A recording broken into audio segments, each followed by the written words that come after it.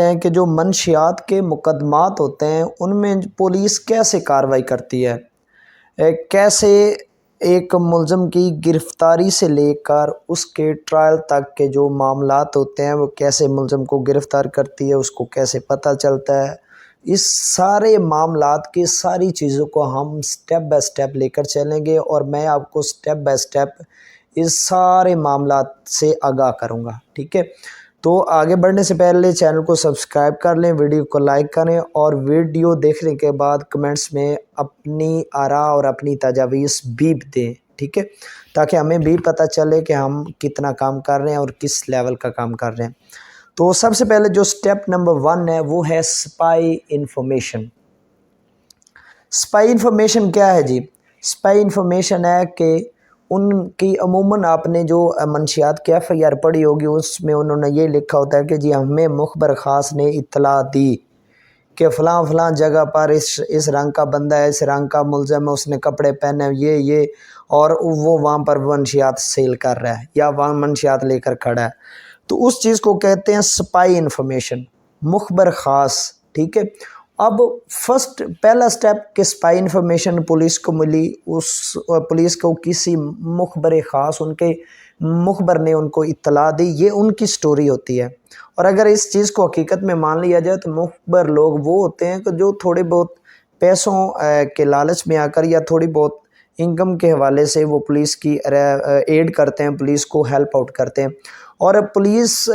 کی یہ ڈیوٹی ہے، پولیس کی یہ ایکسیپشن ہے کہ وہ کسی بھی مقدمے میں اپنے جو مخبر خاص ہے اس کا نام ڈسکلوز نہیں کر سکتی، یہ ان کی پریویلیجز ہیں جو کہ قانون شہادت آرڈر نے ان کو دی ہوئی ہیں، ٹھیک ہے۔ تو اس وجہ سے جو مخبر خاص ہیں وہ ایک تو محفوظ ہے، ان کا نام نہیں آتا صفحہ مثل پر۔ تو فرسٹ آف آل اگر ان کی سٹوری کو لے کر چلیں تو ہر FIR میں ہی مخبر خاص ہے، چاہے پولیس والے نے خود بھی دیکھا ان کا ایک مخبر خاص ہی ہے۔ اب ان کو مخبر خاص نے پولیس کو اطلاع دی، اب پولیس سیکنڈ سٹیپ کیا آتا ہے؟ Formation of reading team.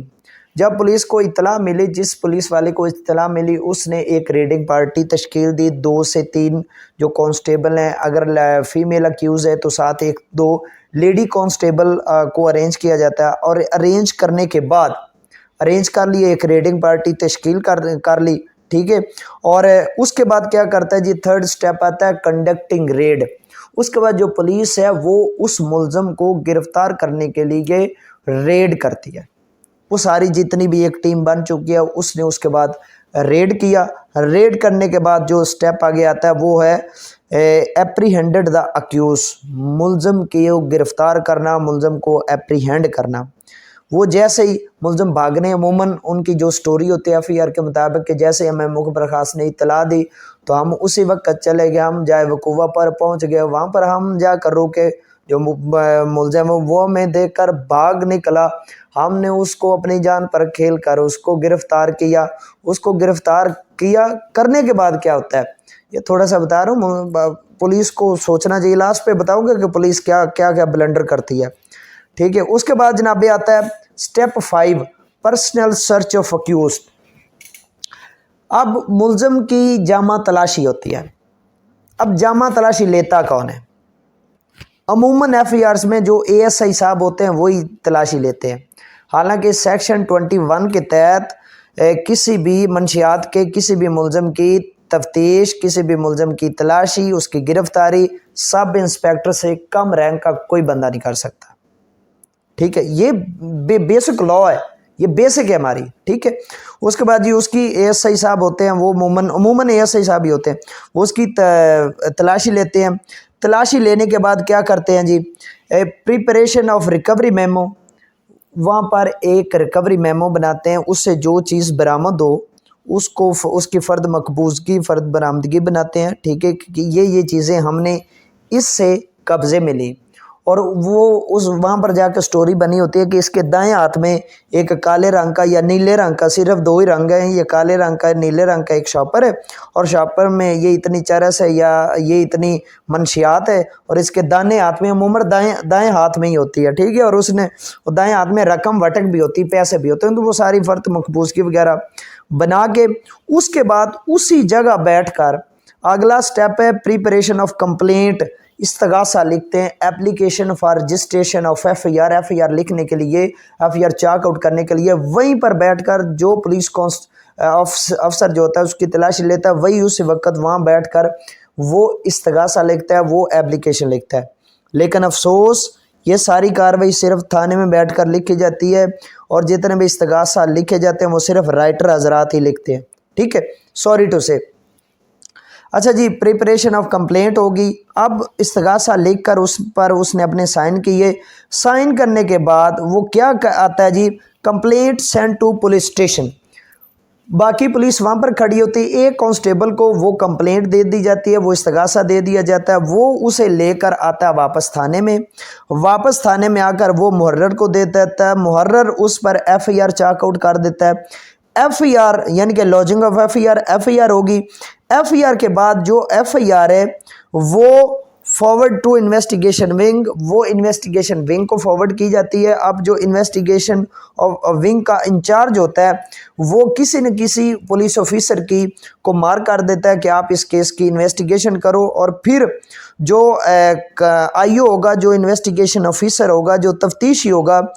وہ پھر کیا کرے گا جی، وہ ہی shall rush to the place of occurrence, وہ اسی وقت پھر پلیس آف اکرنس پر جائے وقوع پر جائیں گا، جہاں پر ملزم اس کے جس نے تلاشی لی اور دوسری کانسٹیبلز وغیرہ، اور جو کانسٹیبل آیا تھا تھانے وہ بھی واپس وہیں چلا گیا، اور وہاں پر وہ سارے چلے گئے۔ اب پلیس آف اکرنس پر پہنچ گیا۔ پلیس آف اکرنس پر پہنچنے کے بعد آئی او صاحب نے سب سے پہلا کام کیا کرنا ہے جی، سب سے پہلا اس نے کام کرنا ہے جی، ملزم کو اپنے ہاتھ میں لیا، ملزم کو اپنے حوالے لیا، ٹھیک ہو گیا۔ آئی او صاحب جس نے اس کی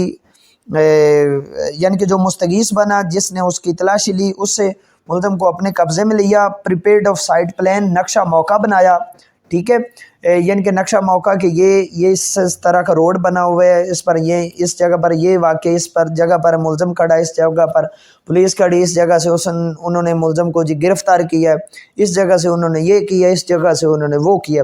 وہ ساری چیزوں کے کرنے کے بعد ملزم کو بھی اپنے ہاتھ میں لے لیا، ٹھیک ہو گیا، اور فرد مقبوضگی فردات کو بھی اپنے قبضے میں لے لیا۔ ایف آئی آر اس کے پاس،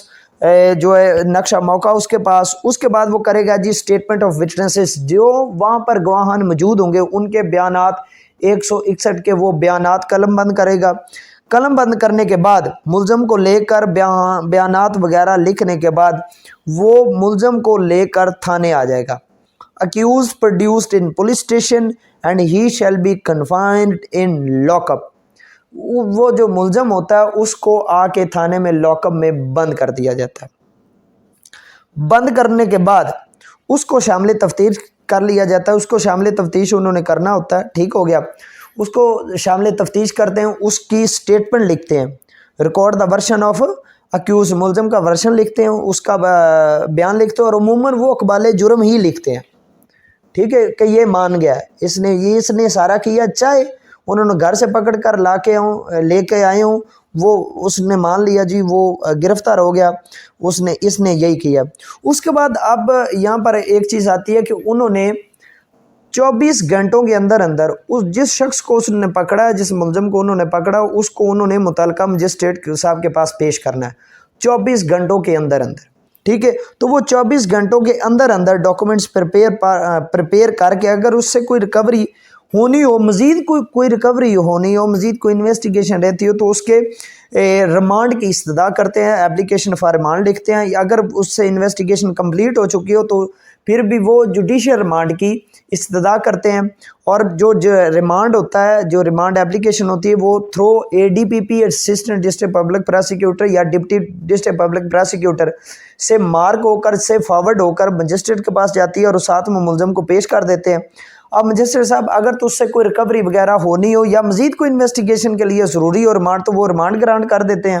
یا اس کو سیدھے جوڈیشل لاک اپ میں، جیل میں اس کو بھیج دیا جاتا ہے۔ اب یہاں پر ایک چیز اور ہے، ملزم تو ادھر چلا گیا، ٹھیک ہے، لیکن جب وہ جو ریکوری ہوتی ہے، وہ جو نشہ آور چیز ہوتی ہے، وہ منشیات ہوتی ہے، وہ جیسے ملزم کو آئی او صاحب لے کر آتے ہیں تھانے میں، آتے ہی وہ جو منشیات ہے اس سے پہلے تو پارسل بناتے ہیں موقع پر ہی، ٹھیک ہے، پارسل بناتے ہیں، پارسل بناتا ہے جی جو تفتیشی ہو، تفتیشی جو مستغیث ہو، وہ پارسل اس کے بناتا ہے کہ اس سے ہم نے 1200 گرام چرس برآمد کی ہے، اور 1200 میں سے وہ تقریباً 50 گرام جو ہے نا وہ اس کا علیحدہ پارسل بناتا ہے، اس پر اپنے نام کی اسٹیمپ لگاتا ہے، ٹھیک ہے، اور ان ساری چیزوں کو آئی او کے حوالے کر دیتا ہے۔ اب آئی او صاحب جو ہیں وہ ساری جتنی بھی وہ نارکوٹکس ہوگی، منشیات ہوگی، وہ آ کے تھانے میں جو ہے محرر اس کو سبمٹ کروا دیتا ہے، مجسٹریٹ اس کا جو اندراج ہے وہ اپنے متعلقہ رجسٹر میں کرتا ہے، رجسٹر میں کرنے کے بعد اس کا روڈ سرٹیفکیٹ بنایا جاتا ہے، روڈ سرٹیفکیٹ بنانے کے بعد جو سیمپل کے لیے چیز ہے اس کو پی ایف ایس سے لاہور بھیجا جاتا ہے، ٹھیک ہے، جو فورینزک سائنس لیبارٹری ہوتی ہے وہاں پر اس کو بھیجا جاتا ہے، اس کے بعد میں پھر رپورٹ آنی ہوتی ہے، اور رپورٹ کو پھر آ کے چلان کے ساتھ لاف کر دیا جاتا ہے۔ اب یہ ساری چیزیں جو ہیں یہ تقریباً اس میں جتنی بھی ڈیلے ہو وہ ملزم کو کے فیور میں جاتی ہے، اور اب چونکہ جو عموماً کیس لاز آئے ہیں کہ منشیات کے کیسز کی جو انویسٹیگیشن ہے وہ 20 سب انسپیکٹر کرے گا، اس کی تلاشی 20 سب انسپیکٹر کرے گا، اور جتنی بھی ریکوری ہو ساری ریکوری کو آپ نے ٹیسٹ کے لیے بھجوانا ہوتا ہے۔ یہ تھی پولیس کی کارروائی اسپائی انفارمیشن مخبر خاص سے لے کر ملزم کی جیل تک، یہ سفر ہم نے طے کیا۔ اب ہوتا کیا، عموماً آپ نے دیکھا ہوگا کہ جو منشیات کے کیسز ہیں ان میں جو اکویٹل کی پرسنٹیج بہت زیادہ ہے، بہت زیادہ اکویٹل کی پرسنٹیج، اس میں جو سزا ہے وہ بہت کم ہوتی ہے لوگوں کو، ٹھیک ہے۔ اس کی وجہ یہ ہے کہ جو پولیس ہے سوری ٹو سو وہ سیاسی مقاصد کو پورے کرنے کے لیے یا کسی شخص سے بدلہ لینے کے لیے یا دیگر معاملات کے لیے وہ کسی شخص کو اس کے گھر سے پکڑتے ہیں، چاہے اس نے منشیات کا کاروبار چھوڑ دیا ہو یا جیسے بھی، اس کو گھر سے پکڑتے ہیں، 2 پولیس والے 3 پولیس والے جاتے ہیں، اس کو پکڑ کر لے کر تھانے آ کے بند کر دیتے ہیں۔ اب وہ 4 دن بند رہتا ہے، 5 دن بند رہتا ہے، 6 دن بند رہتا ہے، اور اسی تھانے میں بیٹھ کر ہی ساری کارروائی ڈالی جاتی ہے۔ رائٹر حضرات وہاں موجود ہوتے ہیں، وہ ایف آئی آر کا استغاثہ لکھتے ہیں، وہ ریکوری میں وہاں پر بناتے ہیں، سارا کچھ وہیں ہوتا ہے، پری پلانٹڈ ہوتا ہے، سارا کچھ پلانٹڈ ہوتا ہے۔ اب میری بات سنیں، جو شخص موقع پر گیا ہی نہیں، جس کانسٹیبل نے جا کر جناب والی موقع سے ملزم کو گرفتاری نہیں کیا، وہ موقع پر کبھی گیا ہی نہیں، وہ جب جرا ہوگی اس پر تو وہ کیا بتائے گا عدالت کو، وہ کیا چیز وہاں پر بیان کرے گا، اور اون اوتھ بات ہوگی وہاں پر، تو قسم لے کر بات کرنی ہوتی ہے، تو وہ اون اوتھ باتیں کرنی ہوگی، تو وہ اس وجہ سے وہ اکرنس جو ہے وہ ثابت نہیں ہوتا، اس میں ڈیلیز کافی آ جاتی ہیں، ٹھیک ہے، کہ سیمپل کو جو پارسل کو آگے P F S Punjab forensic science laboratory میں جمع کروانے میں ڈیلے ہوتی ہے، 10 دن کی، 15 دن کی، 12 دن کی، 4 دن کی، 5 دن کی، یہ ڈیلے ہوتی ہے۔ اور جناب والا جو ٹائمنگز عموماً اس میں جو زیادہ افیکٹ کرتی ہیں، ایک تو ڈیلے اور ایک ٹائمنگز، یہ زیادہ افیکٹ کرتی ہیں کہ ایک کانسٹیبل کہہ رہا ہے جی ہم 12 بجے جیب کوہ پر پہنچے، اور ساتھ دوسرا کانسٹیبل کہہ رہا ہے جی ہم 12:30 بجے پہنچے، ایک آئی او صاحب کہہ رہے ہیں جی میں 1 بجے جیب کوہ پر پہنچا، اور جو مستغیث ہوگا وہ کہتا جی وہ 12 بجے 12:30 بجے جو تفتیشی وہ موقع پر پہنچے۔ تو اس طرح کی جو گیپس ہوتے ہیں، اس وجہ سے جو ملزم ہے وہ بری ہو جاتا ہے، اور اس میں جو 100% تو نہیں، تقریباً مور دین 70% اس میں اکویٹل ہوتی ہے، ٹھیک ہے، کیونکہ یہ کیس جو ہے وہ ان سے ثابت نہیں ہو پاتا، عموماً 9A-B-C کے جو کیسز ہوتے ہیں۔ باقی جو ہارڈنڈ کرمنلز ہیں ان کے خلاف تو یہ بہت اچھا قانون ہے، ان کے خلاف اس قانون کا ٹھیک استعمال کرتے ہوئے ان کے خلاف ایک اچھے طریقے سے ان کی پریپیئرنیس کرنی چاہیے، ان کے خلاف ایک اچھے طریقے سے کارروائی کرنی چاہیے، اور ہماری جو پولیس ہے اس کو بھی اس ایکٹ کو اچھے طریقے سے لے کر چلنا چاہیے، اور جو اگر ریڈ ہو تو اس ریڈ کے متعلق ساری کارروائی بالکل نیٹ اینڈ کلین کرنی چاہیے، محض ایک کمرے میں بیٹھ کر کارروائی سے گریز کرنا چاہیے، اور نہ جو بے گناہ ملزمان ہیں ان کو نومینیٹ نہیں کرنا چاہیے، ٹھیک ہے، اور جو گناہ گار ہیں ان کے خلاف سخت ایکشن لینا چاہیے، ٹھیک ہے۔